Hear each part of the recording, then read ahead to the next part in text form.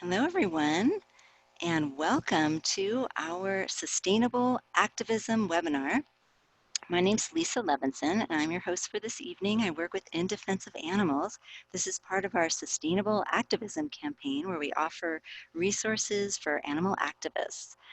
And we're really excited tonight. We've got some great guests, and I'm going to tell you a little bit about them. So our presenters are Paul Gorski and Dallas Rising. Paul Gorski is the founder of the Equity Literacy Institute and a longtime activist on issues ranging from racial and economic justice to animal rights. After a 20-year career teaching courses on social justice, including animal rights courses, he recently left academia to return to his community activism and community education roots. He lives in Asheville, North Carolina with his cat, Buster, who you may see on the video tonight. Dallas Rising spent 2 decades working and volunteering for the animal liberation movement. Selected areas of focus included anti-speciesism, education, direct action, vegan outreach, dog rescue and adoption, consumer boycott campaigns, dissection student choice initiatives, vegan prisoner support, and white privilege in animal rights spaces. She has experienced burnout firsthand and participated in this study as an independent researcher. So today, Paul and Dallas are going to share the findings from their recent study on animal activists and burnout. So we're very delighted to have them be our featured speakers today. Hello, Paul and Dallas, how are you? Great. Hi, pretty great. Yay. Oh, good. So as I mentioned, we may meet the animal companions as they walk through the screen, and that's totally fine. Everyone here, we love animals and visitation. So, Yeah. so anyway, it's such a delight to have both of you here. I know some things that other people may not know is we all started the Council of Sustainable Activism together many years ago. So we're old friends, so to speak, and colleagues. And from that interaction, Paul and Dallas began working together and have done a lot of in-depth studies on animal activism and burnout. So we're very fortunate to hear about their studies today. Thanks to both of you. Thanks, Lisa. Thank you so much for that lovely introduction, Lisa. And thanks to everybody who's joined us. So on Facebook Live and also the participants through the actual webinar. Okay. So Paul, you're the one that gets to control the slides, right? Yes. Okay. So let's move on. So Lisa just gave a really nice introduction about us. So I don't know that we really need to say a whole lot more in my case anyway. Well, maybe we can just give a shout out to Stacy. Let's do that. So Stacy Lopresti-Goodman was also collaborated with us on this study. So you all can see her bio here. And she lives in DC and teaches at a university just outside DC. And she's been involved in activism for a long time, as you can see there. So I think I'm supposed to talk through the study slide and then the what is burnout. So this just gives like a little overview of what we did. Basically what we did was we interviewed animal rights and animal liberation activists who had experienced activist burnout, and we'll tell you what that means in the next couple slides. But many of them, as you can see on this slide, we talked both to people who are in kind of the big organizations, national organizations, but also people who are doing more localized grassroots activism. In other words, some of the people we interviewed were sort of full-time paid activists. Others were people who worked outside of the movement and then did their activism on top of their job outside the movement. Before we did this study, there had been a little bit of literature on on activist burnout. And we want to just say a little bit about this just to distinguish what we're talking about from kind of day-to-day uses of burnout, which might just mean, oh, I'm a little tired this week. But there's an actual sort of base of research about activist burnout. This comes from Maslach and Gomes, who are two of the people who kind of pioneered this research about burnout, job burnout, not necessarily activist burnout, but here they're talking about activist burnout. So they say the initial fire of enthusiasm, dedication, and commitment to the cause has burned out. And what does it leave behind? And when we talk about what we found, because we asked our participants about the causes of the burnout, the symptoms of the burnout, and the consequences of the burnout, that this pretty much hits the mark. Often burnout is related to debilitating chronic stress, both mental exhaustion and physical exhaustion, and also a diminished sense of purpose.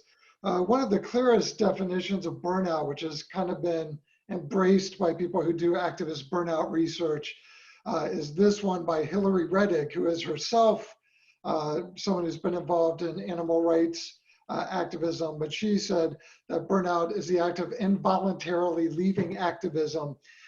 So when we were identifying people who to interview for this, one of the things we were looking at were people who had experienced burnout to the extent that they either had to leave their activism work altogether because the mental and physical exhaustion became so overwhelming, or at the very least they had to reduce their level of activism. And either way, of course, the movement suffers.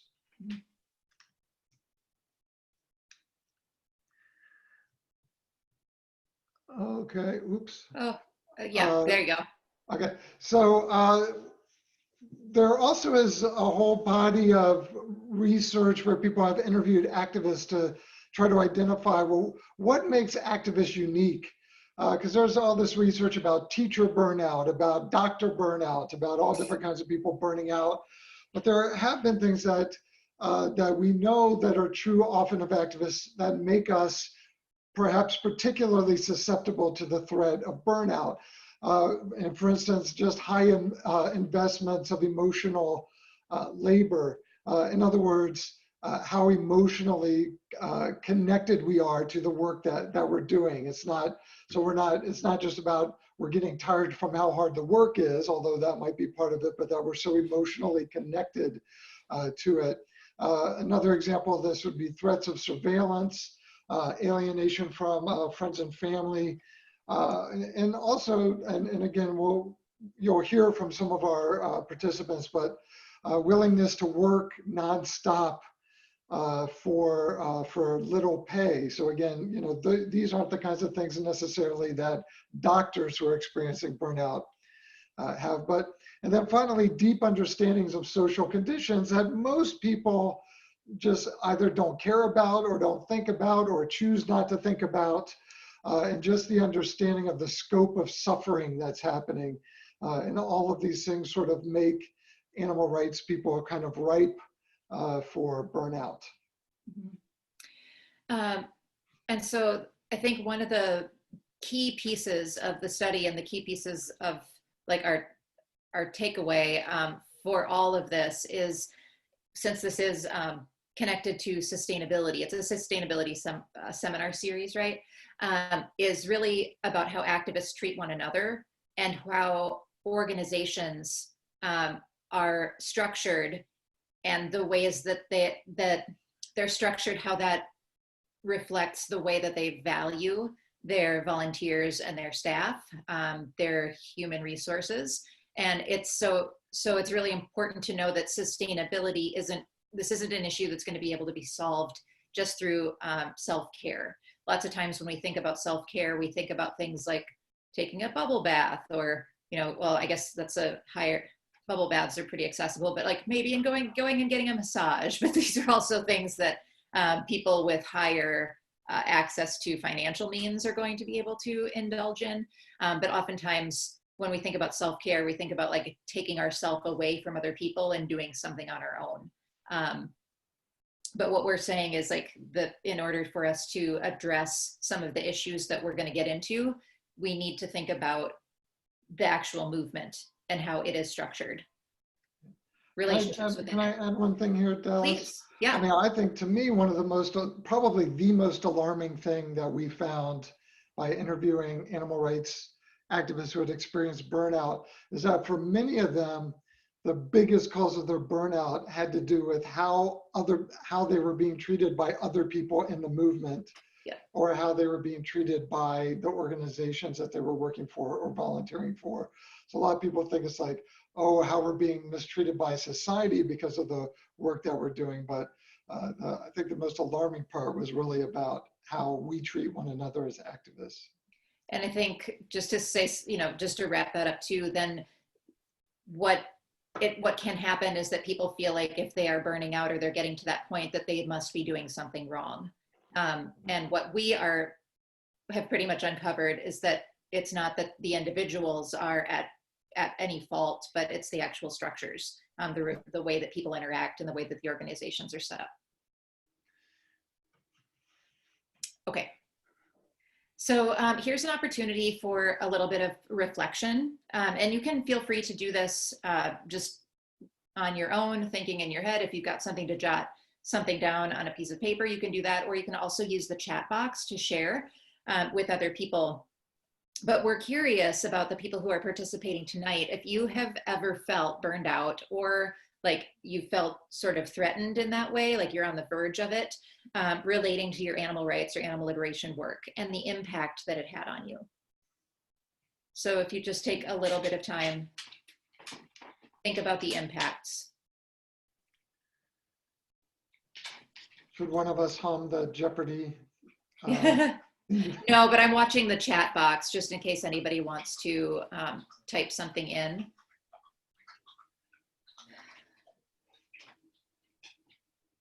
Or, maybe we've got 18 people who are all just thriving and they're just have endless amounts of energy. Okay, yeah. Should I go for it? Okay. Yeah. So, yeah, yes, people have experienced some emotional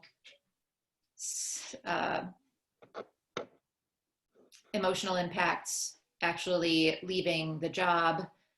So that's social impact, financial impact. Yeah. Keep that up. Feel free to continue to use that chat box because we'll come back to it later on in the seminar. But yeah, so we're going to talk a little bit about what some of the study, what we heard in our study. So causes of the burnout. This is me, right, Paul? Yeah, the internal self. Okay, thank you. I took my notes and numbers and not topics, so I can't see what number slide we're on anymore, and that's useless to me. So, so the causes of burnout. So if we're looking at, well, what is the root stem of this? Paul mentioned that deep connection, the emotional investment that activists tend to feel to their work, and a sense of personal responsibility that is like so deeply rooted. So we have a couple of quotes from people from the interviews that we are going to be sharing throughout our presentation. One of them is a participant said, "I am deeply impacted by the things that happen to animals." I think that's something I would be surprised if not every person listening to this could relate to. The images that we've seen can be extraordinarily, have a lot of staying power and can hit really hard. Certainly, the other one is certainly I do feel a personal obligation and pressure to do the work because it's important. If I'm not doing it, no one else is. This sense of personal responsibility there, this, like it is my job. And you'll hear people use this terms like it's my calling or maybe duty. And we'll come into that a little bit more too. understanding of the suffering also, Paul had mentioned earlier, that understanding of the scope of the suffering, how much of it is going on, can feel overwhelming and suffocating at times. The sense that there is such a huge problem with very low odds of success however that's measured. There are just animals dying every single second all around the world, and it's hard to feel like you can just step away knowing that maybe there's one more person you could have reached. The other one is, it's difficult when you see violence in places I've got something covering this, in places other people don't see violence. And this is something that I saw a lot with people who are especially newer to the movement, that sense of shock when you're starting to realize these systems of oppression in terms of animals, and then over time, or depending on who you are, you might even see systems of violence within the movement as well that other people don't necessarily see, and that can be even more isolating. Did we miss one, Paul? Yep. No. Nope. Okay. I think this one's me though, right? Within movement. Yeah. Take it okay. away. So we were just describing sort of, there were kind of categories of responses that we found about the causes of burnout. And one set of those that Dallas just talked about were like internal stuff related to being activists and the way we see the world. The next slides are about those kind of within movement causes that we talked about earlier. And there is this term, culture of martyrdom, that people who study activism have used in the past to talk about burnout. But this thing, where we hold ourselves accountable to impossible standards of engagement, and then as a movement, we hold each other accountable to that. So one person said there was a mentality that no matter what you're experiencing, the animals are experiencing worse. So you have to keep plugging along. And this is, I actually wanted to title our article after this quote, but we felt like we probably couldn't use the word fuck in the title of our article. But the work culture is fuck your health and fuck your sanity. Animals need you, and you're going to do this work, and we know you're going to do it. If you don't like it, then leave.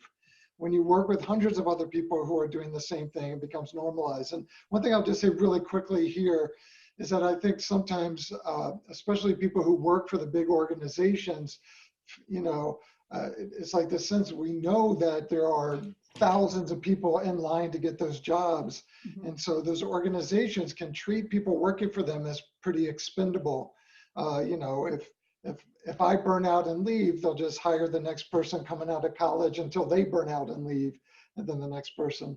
Another thing we found is that people talked about a cause of their burnout was that discussions about burnout and about fatigue and that sort of thing were actually discouraged. So someone said, I think there is the culture that we don't talk about burnout or address it. So it's sort of seen as a weakness. Is this still me? Yeah. Then there was also another piece within the movement is interpersonal tension between activists. And that came up in a lot of different ways. For some people, the biggest cause of their burnout as animal rights people is how they're treated by other animal rights people. And then also between group tension, that the sort of competitive spirit between the organizations and that sort of thing. So one person said, you have to already defend and explain animal rights issues to people who are not within the movement. If you also have to defend the tactics or things the organization is doing within the movement, that ends up being an issue. And I think this is yours, Dallas. Sure. Well, I think that I just wanted to tag on also to that comment about the people being in line to get a job. I was a person who spent a lot of time both basically volunteering full time or more than full-time. And then I was lucky enough to be able to get an opportunity to be paid for the work that I was doing on behalf of animals. And I got that sense that like, that this is my dream job. And if I don't do this, like I would be losing out on everything that I cared about in the world. So, you know, like that's the other thing too. I think that helps keep people kind of in a stuck place. So, you know, this one is particularly for people who are career animal activists. And so again, this doesn't have to be necessarily for people who are being paid, but there's a lot of people who kind of do side gigs in order to get enough money to just pay the bills so that they can make their main, you know, give the bulk of their time to whatever their activism looks like. So that overworked, underpaid, or not paid at all, and having the sense that the work is thankless. So there's this sense that like, well, this is just the way that it is. If everybody's overworked and underpaid and everybody's bitching about the same things, then this is just the way that it is everywhere, and it's not going to get better, and there's no point in complaining about it because that's just the nature of it. And again, the sentiment, they know that you love working with animals and they use it against you with that low rate wages. That sense that the individuals can be easily replaceable, or kind of an undercurrent of this sense that we being activists who are in these positions working, that we're not grateful enough for having the opportunity to be in this position, to be doing this work at all. Because it is a situation that you're privileged to be in to a degree, which is weird because there's a lot of suffering involved in it. But so also causes of burnout within the movement. This is a pretty big one. So the sense of discrimination or bias within the movement. There are two particular spheres that came up primarily with this, the bias and discrimination, one being the sphere of gender identity and the other one being the sphere of racial identity. And so the quotes are, with the movement being made up of primarily women, it's weird to feel excluded when you are in the majority and when men will most likely get leadership positions. There's a lot to be said about this. There's been lots of articles and such. There's a book written, Women in the Animal Rights Movement by Emily Garter. If you're interested in reading a whole sociological study about this topic, you feel free to pick that up. But yeah, if you take a look at the rank and file activists, a lot of them tend to be female. You look at the people who are in majority leadership positions for a long, long time, it's tended to be male identified, cis men identified. I love that you brought props, by the way. That was yes, awesome. I did. Yeah, I love books. I got a ton of books. So so you can check that out. I did experience this, having been a woman, when I was first engaged in activism. It was a little bit odd because I was the only woman in our little small group, and I was a little bit younger than everybody else. And so that age issue also played a bit of a role too. But that I saw that happen, and I think that PETA, there's so much I'm not even going to go into PETA, but the objectification of women's bodies and how they're used. So now we're seeing a little bit more challenging of that, and I'm glad to see that that's the case. The other piece is that our movement has historically, the white people have been the most represented, given the platforms and the spaces to speak. So they're the most visible. It's not necessarily an entirely white movement, but I was a person who early on kind of felt like I was so overwhelmed with just getting through the day dealing with animal issues that I didn't feel like I had the mental capacity, the emotional capacity to take on more. And so I did this compartmentalization. And I also used this excuse that the animals are the ones that are suffering in the greatest numbers and so on, like the oppression Olympics kind of excuses. And I used all of those justifications to avoid dealing with my white privilege for a long time. And when I started to confront my white privilege and the Black Lives Matter movement really started kicking up, and people from that movement started reaching out to our organizations, to our organization for partnership, my frustration in feeling like the disconnect from other white people around me was a pretty big reason why I ended up stepping back as well. So, which is really, really sad. Like, I know that there need to be allies, but that's another thing, is that like that scope of issues, the more that they press on, it can be just harder and harder to feel like you're going to make any headway in some space. One thing I'll say about our study is that I believe we had 17 participants who we interviewed. I think that's right. I think out of those maybe five or six were people of color. Every person of color we interviewed who had experienced burnout had attributed their burnout, at least in part, to racism that they experienced or observed in the movement. I think about probably 2/3 of the people we interviewed were women.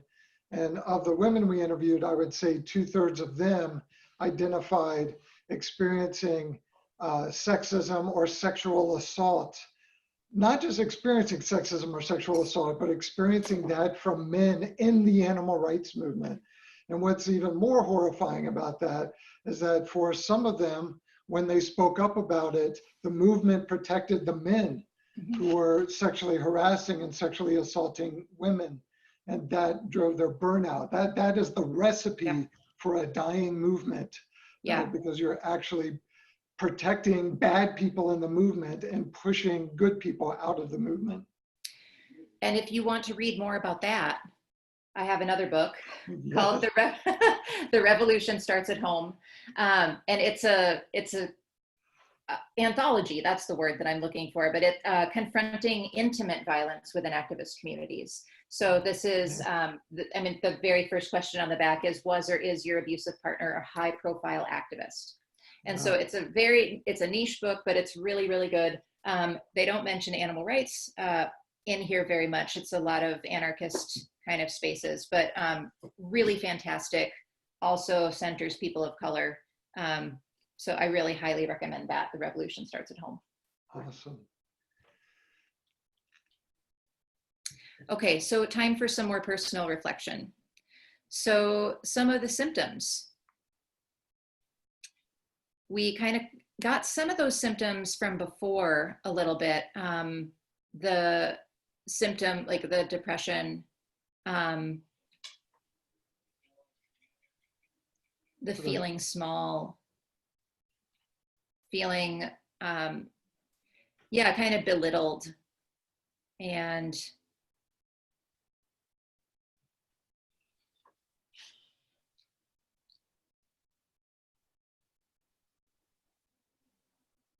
Are you doing the symptom slides? I'm kind of, I suppose I can. I was looking at the chat box, giving them a little bit of time to sorry. reflect, but no, that's that's totally fine. Okay. So emotional. I frozen for a second there, sorry. Okay, no, we're good. So some of the symptoms of burnout. So one big category would be emotional. Depression and its best friend, anxiety. Those two like buddy around together all the time. So depression, stress, and anxiety, really, really high. So one of the quotes is, I would be so burned out, I would be crying every single night. And another, just constant levels of exhaustion also lead to anxiety and depression. And these are things that I've definitely experienced. I think one of the things to note about this as well is that depression and anxiety run rampant in our culture, period, in our society. It's kind of set up in order, it's set up in a way that leaves a lot of people feeling depressed and anxious. So it might be difficult to necessarily attribute parts of the activism to that stress and anxiety, especially if you had those conditions prior to coming in to the activism. But there are components that when I started to come out, when I started to get some distance from the sphere of influence that I've been in the same perpetual cycle that I've been in, I did see surprising improvements in both of these spheres that I then had like realized, oh, that had a lot to do with what was going on with my activism.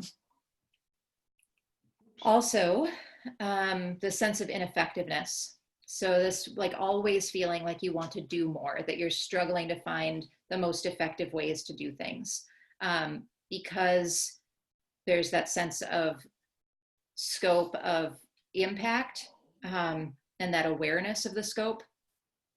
It's really easy to feel like it's very difficult to make any kind of dent in that, which leads to this sense of hopelessness or loss of enthusiasm. So instead of strengthening my beliefs in the work, it made me feel like, why bother? You know, intellectually, I don't agree with that feeling, but emotionally, I do. I remember thinking at various points for a long time, I don't know how I can get through today. I don't have the energy for this. That sense that you're just kind of slogging through, everything's turned really gray and difficult and heavy, and there's just no spark of joy. I mean, just reading through these and being able to connect with them, you know, itself it's so heavy, you know. Yeah. As well. So physical symptoms, insomnia and various physical ailments came up. I might also, I know that it's not listed in here necessarily, but I also might put substance abuse in there, just as that did come up in the study, and could be a physical manifestation of stress or a way of self-medicating. So I went to a doctor, and as she probed a little bit as to potential causes for whatever the issue was, she immediately was asking me questions about my job, and I was answering them truthfully. And her response was, you need to quit your job. At the very least, you need to take time off, and I would suggest that you take a few weeks immediately.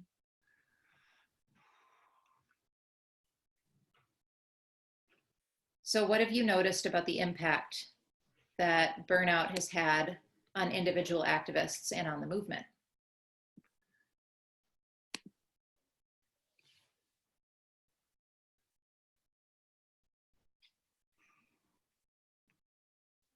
Yeah. For some reason, I can't see the chat box. Oh yeah, if you click on chat at the very bottom, it'll pop up.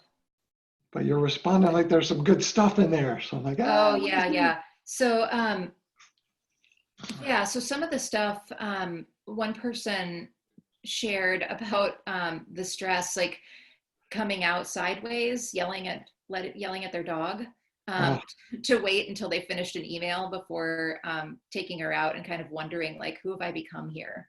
Like priorities, and then, you know, I imagine there's some sense of like guilt or shame around that as well. This sense that there's this like neglectful feeling happening with, you know, maybe the primary human beings in your life as well. Yeah.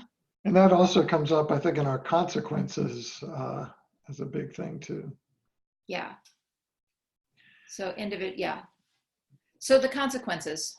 Yeah. So so the other thing we asked about were, what were the major consequences of your burnout?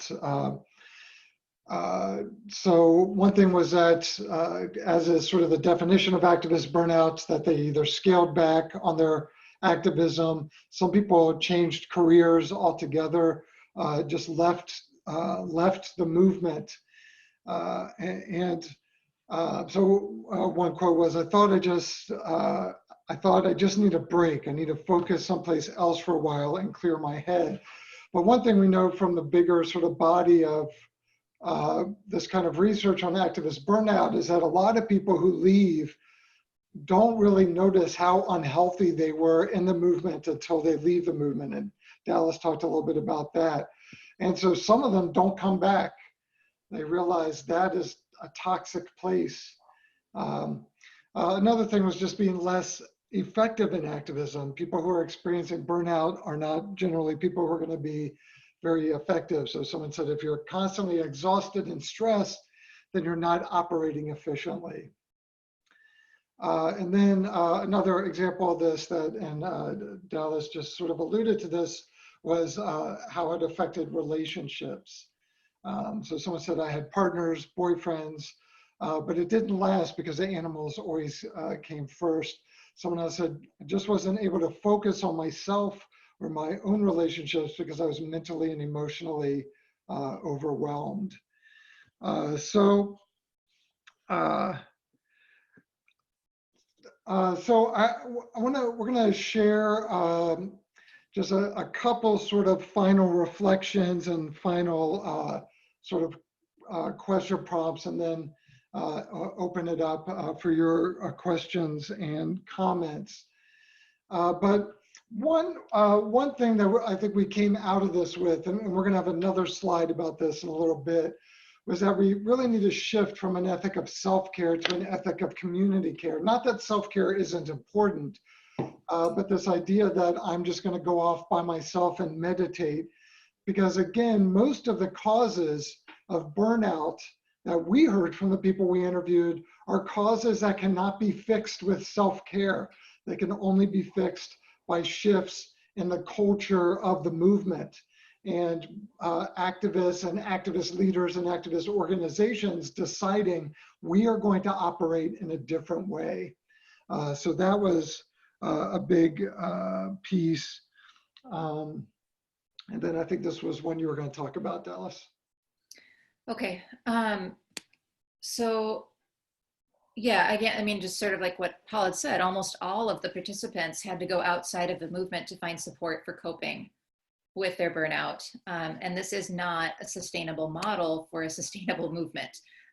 If we've got people who are kind of coming up, being used up and then leaving, we're not only harm, I mean, we're doing harm. And we're also losing a lot of historical and, I don't know, generational knowledge, I guess, as well. And so that's something that we're losing.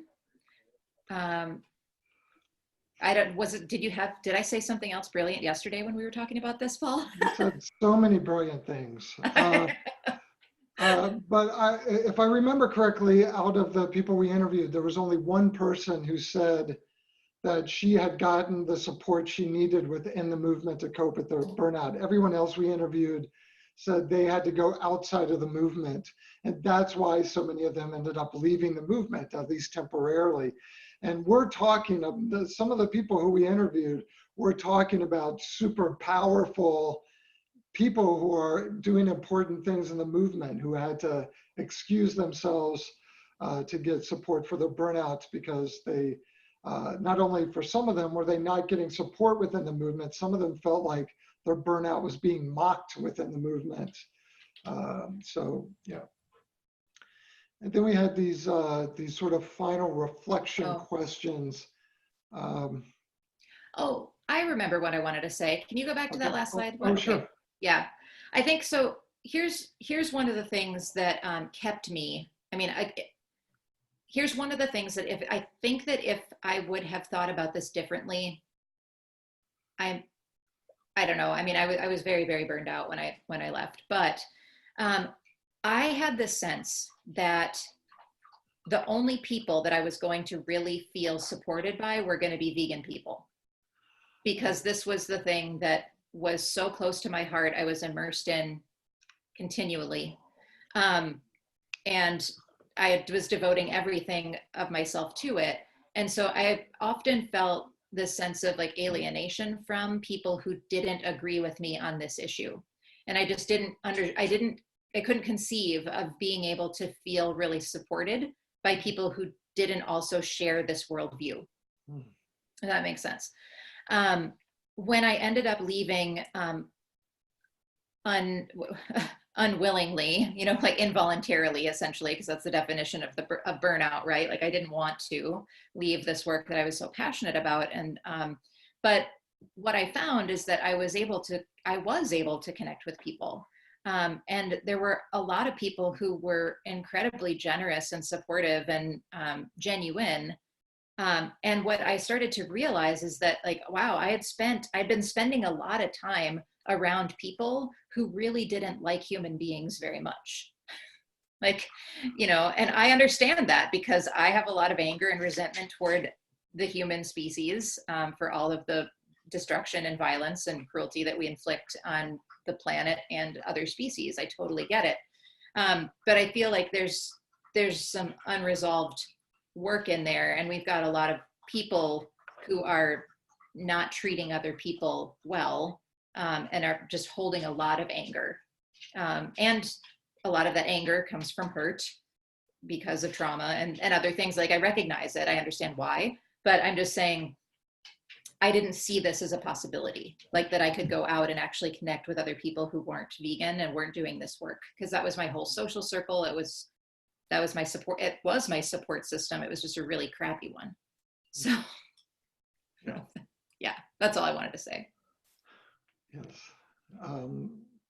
And that was only one of your many brilliant things that you had said yesterday. Thank you. So it's 8:45. I don't know. So maybe we could just mention these questions without pausing at them, so we still have 15 minutes for people to pose their own questions.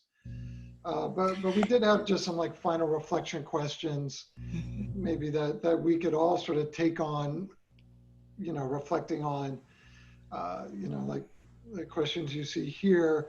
I do think, like, the second question, what's something each of us can do better to protect other activists from burnout? So what are we doing that might be contributing to other people's burnout? And this is that sort of move to community care. As a community of activists, how can we ensure the sustainability of one another? And another thing, I think some of the worst experiences that we heard came from people who are in the big animal rights organizations who are not feeling very supported. And so these organizations that have a lot of resources and a lot of visibility, what do they need to model in order for us to do better with this in the bigger movement? And we just had this as a kind of an ending. Again, we want to, and this is Audre Lorde, one of my favorite people in the history of civilization. And she reminds us, we want to be clear that we're not saying self-care is not important. And she said, self-care is not self-indulgence, it's self-preservation. And that is an act of political warfare. So I think it is important to think about self-care, but also the second quote here, that if we're shouting self-care at people who actually need community care, that's actually how we might be contributing to people's burnout. So, and this is the way you can contact us. And then how does this work, Lisa? Do we just open it up for questions? Or? Yeah, well, I'm here to help navigate through some of the questions and answers. So if anyone has questions, you're welcome to type them directly into the chat box, and you can also raise your hand and we can convert you to a panelist, and then you can ask a question if you'd like to do that using your own voice and show your face on the webinar. You're welcome to do that too. So there's a few different options. And I wanted to, thank both of you for going into detail on this. This is such an important issue, and one of the main concerns and questions that people have when they contact our support line. So for those of you who don't know, In Defense of Animals hosts a support line for animal activists, and you can contact us for free counseling if you would like on any of these issues that they mentioned during the webinar and on other things too. And then we have a list of ethical vegan therapists that we share with people who would like some support from people who are within the movement.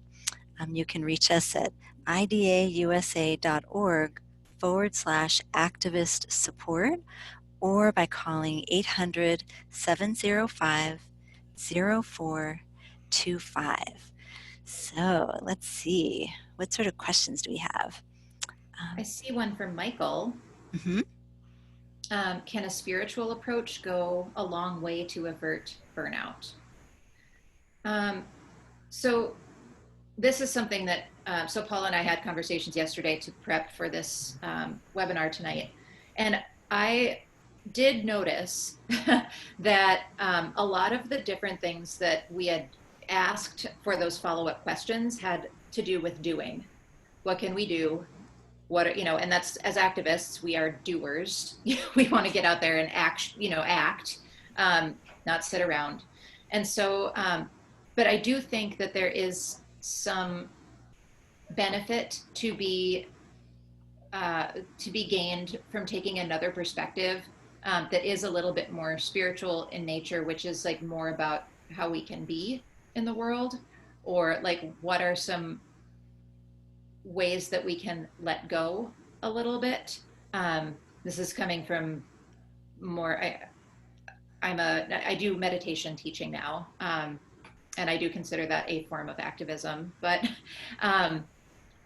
if your well is constantly empty, and it feels like you're going all the time, there can be benefit to some filling of the cup from a place of more stillness. I don't have a lot of time to go into that. That's probably a different webinar entirely, but I wanted to point out that the solutions or the questions that we asked had a lot to do with what else you can do. And yeah, there do need to be things that the accountability needs to be brought into organizations, but also just how we show up in the world matters as well. I'll add to that too. To me, the bridge there is that I don't think me individually bringing a more spiritual approach, or I don't think an activist of color bringing a more spiritual approach is going to have any impact at all on the burnout they experience because of racism and the animal rights movement. And that's my concern, is that there's always this tendency to go back to how can individual activists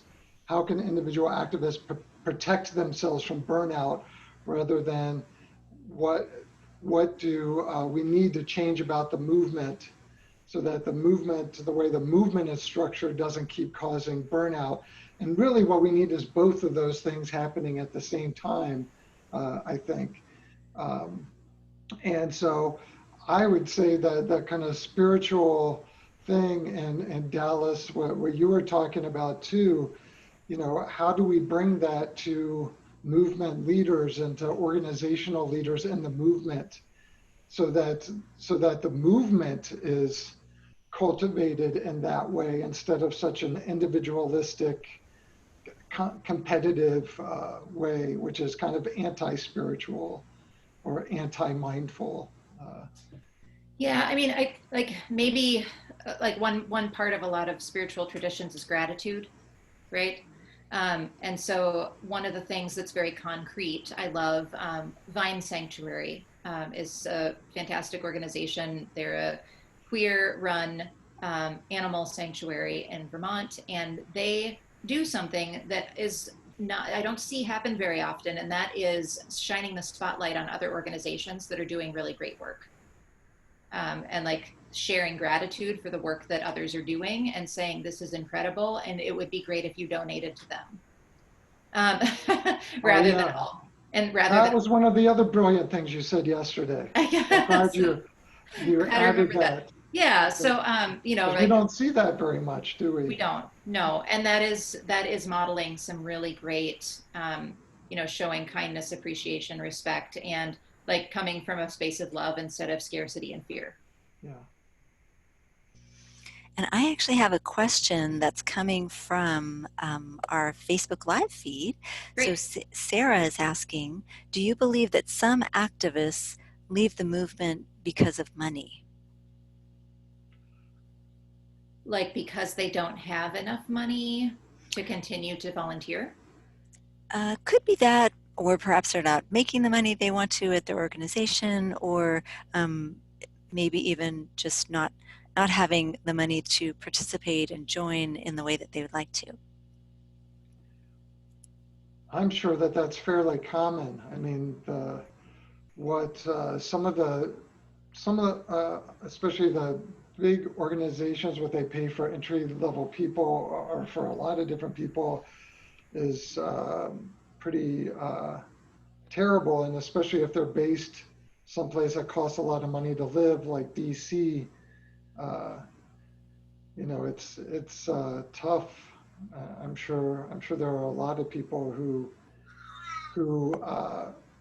maybe leave full-time activism or find other ways to be engaged because of that. I'm sure that happens. I mean, I can speak only from my own experience, but what I can say is that because I was not paid what I believe I was worth, I made other choices. I made other sacrifices that harmed me, if that makes sense, because I didn't have the financial means to make other choices. Like if I had been in a job situation where I had been able to make a decent amount of money, you know, like live, I don't know. I mean, it's just, so I don't know necessarily about, but then eventually I did leave the movement, right? So like if I had been paid enough, maybe I could have made choices that would have been healthier for me, and I would have, and I'd still be around. But like those are some, I don't know if that helps or not.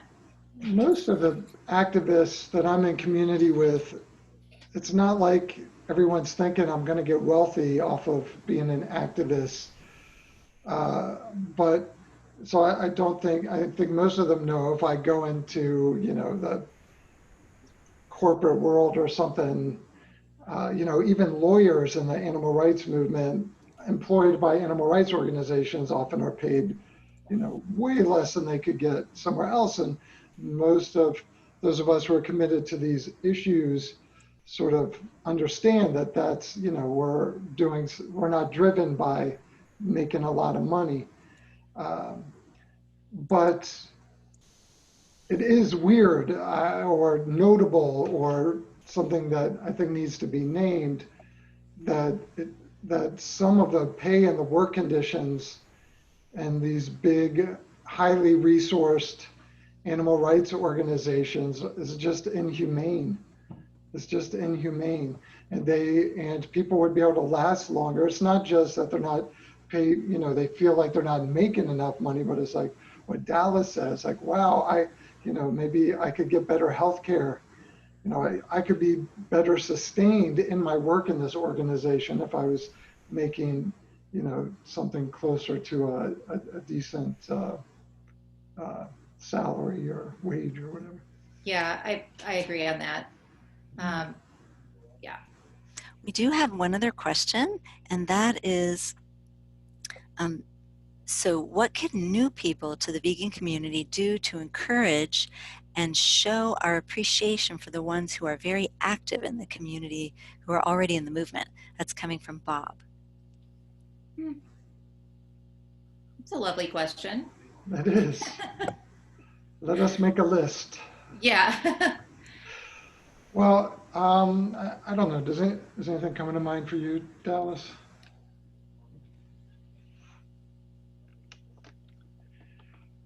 I'll just say, while Dallas is thinking about that, one thing I'll say that, again, I think, to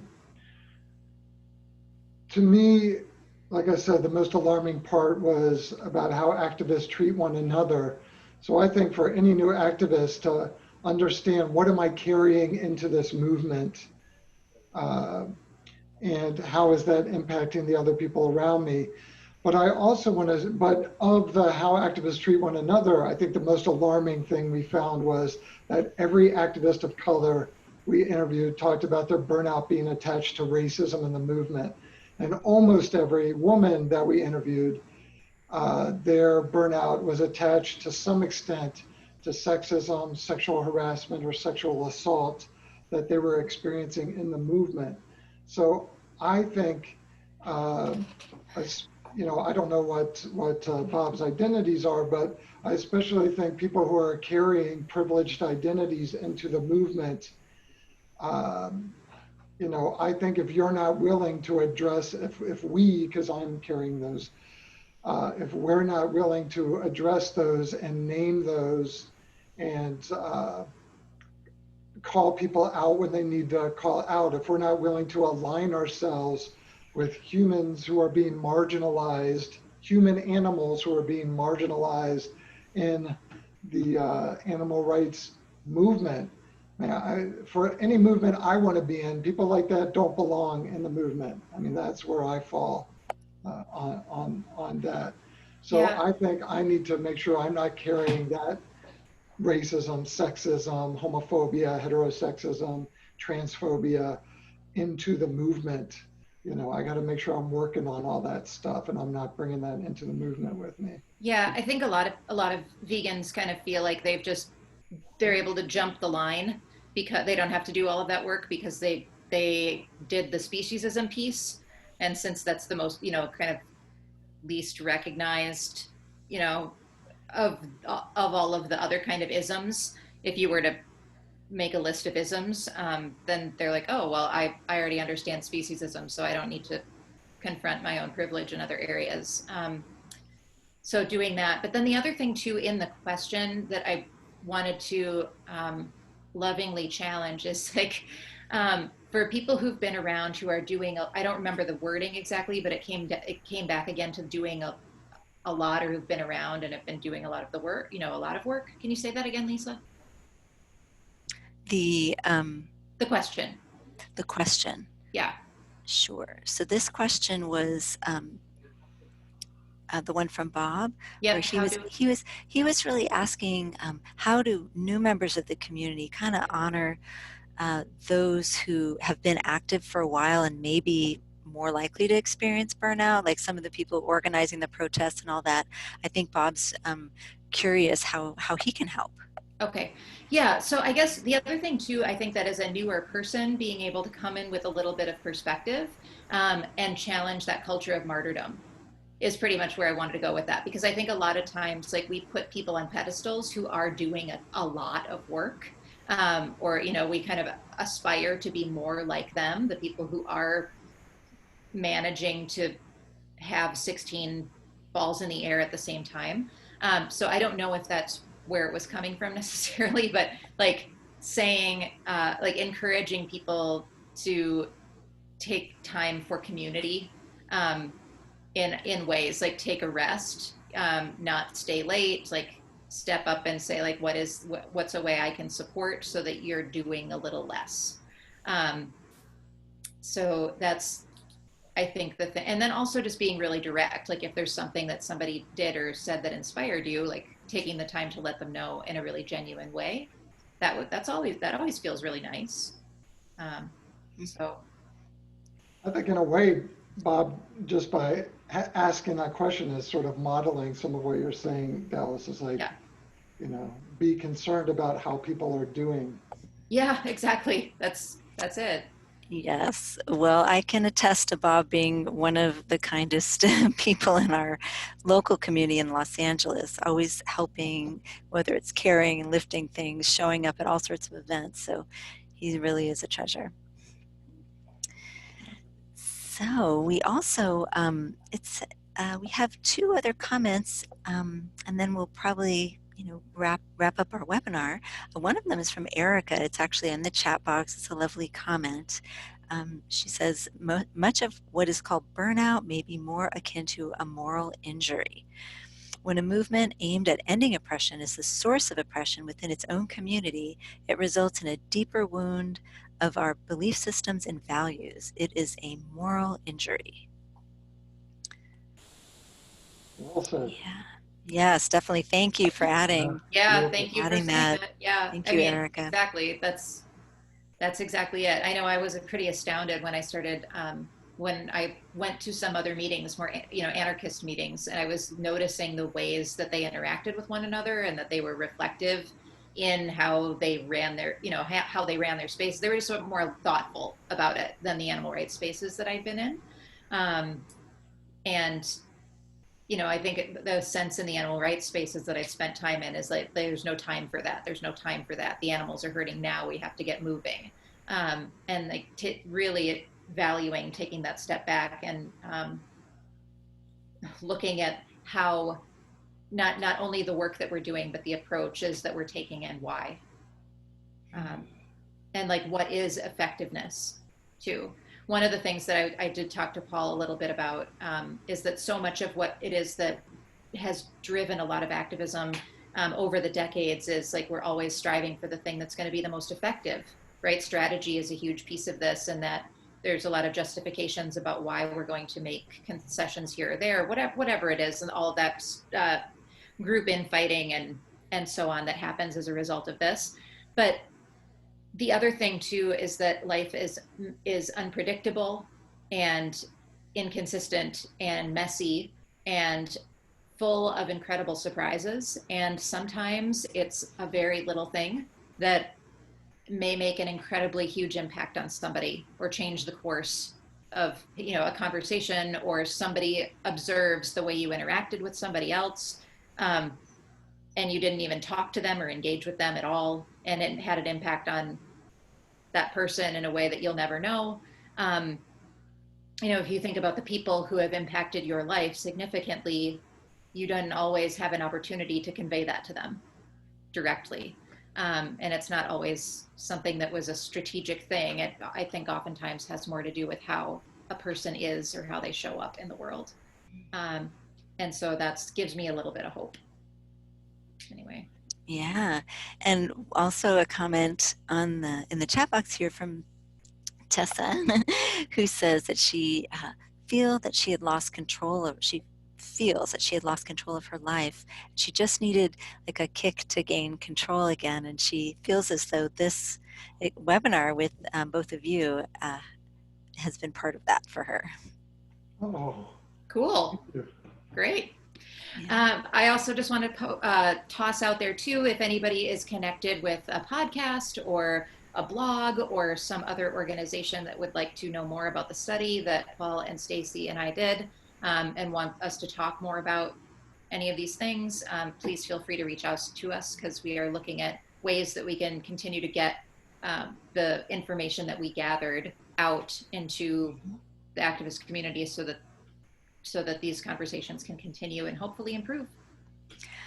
Yes, that is great to expand the reach of your work. And there are some people that I'll also mention. Jennifer Blau, who runs a Compassion Fatigue podcast. She would be a great person to reach out to. She's a compassion fatigue educator and therapist. So fantastic. I would like to do a quick shout out just around the race issues that I was talking about. I encourage people to read, especially white activists, to read people like AFCO, Breeze Harper, connect with Christopher Sebastian, Ariana Birdie's and her organization Encompass, so we can take on that cause of burnout, the part caused by racism and sexism and these other issues. Yes, those are really important to give voice to. And thanks to both of you for doing that, for sharing the results of your study and giving us some new insights that are really key about community care. Yeah, thank you so much. Yeah, it's been a real pleasure. And thanks to everyone for joining us. And we hope that you'll join us again on another Sustainable Activism webinar. We're trying to put forth different resources to help you with your activism. Hey, Paul, can you see the chat box? No. Okay. So we got a request to type in the titles of the books that we suggested. Good. I'm going to do that in the chat box for my two, but if you want to talk to Paul about his, then just grab his email address and shoot him. Okay, I got it. Oh, okay, cool. Great. So it's wonderful. While they're typing, I'll also share that in February we have Activist Appreciation Month in Defense of Animals. So we're going to be offering some interesting programming. We'll have a webinar with Dr. Neil Barnard. And also I'm going to be sharing some wonderful articles. There has been a blog in process by a group of ethical vegan therapists in, I think it's called Psychology Today. And I'm going to feature all of these different blogs for the month of February, and they're really interesting. They covered a lot of the topics that we mentioned today in our webinar, and so I encourage you to check out that blog and to also know that it's going out to all sorts of therapists, and they're learning a bit about what it means to be vegan and how to approach therapy with a sensitivity to vegans and animal rights activists. Great. Yay! Oh, we're getting wonderful thank yous in the chat box. And I want to also thank everybody who's been watching us on Facebook Live. It's great to have all of you here. And this is so key, is really talking with one another so that we can learn from each other's experiences and really create a movement that is based on community care. I also want to take a moment and thank Paul. Thanks to your cat for joining us as well. He's been such a delight. Buster, yay, Hey, Buster. Buster! He's such a sweetie. He just lovingly, adoringly watches you while you're sharing, which is so sweet. He's a sweet boy. Yes, yes. So again, thank you to everyone. This is so fabulous. All these great resources and books, and it's really been a pleasure to be here this evening. So have a wonderful night, and we hope to see you next time. Great. Thank you, Lisa. Bye, Paul. See ya. Bye, everyone.